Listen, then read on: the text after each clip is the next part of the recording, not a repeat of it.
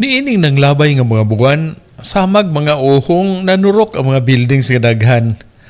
May mga nagbutang og para sa mga hotel ug resort, mga paabangan, mga tindahan. Pipila niini nagtukod o niaiha pa mangita og negosyante nga morenta. Apan sayod ba mo nga dinis tagbilaran, adunay dako nga panginahanglan ang mga call centers nga trabahoanan? Production rooms nga dili kinahanglan pang magbutang og komplikadong mga bungbong og division.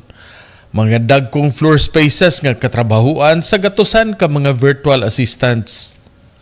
Ug sa kaahapikis sa mga lugar nga pwede katukuran, ang Bohol Business Park naghatag og mga insentibo sa magtukod sa mga luna nga gitagana sa ingon niining pamuhunan. Tag-as nga buildings, commercial spaces ang sa ground floor. Ug sa mga ibabaw nga mga andana, working spaces sa call centers ug ilang mga service industries.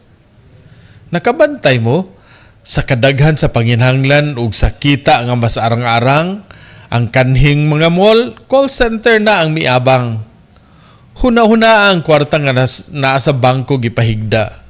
Kay ni ay negosyo nga mas mupilo-pilo sa inyong puhunan nga makatabang usab sa kaugmaran sa tanan.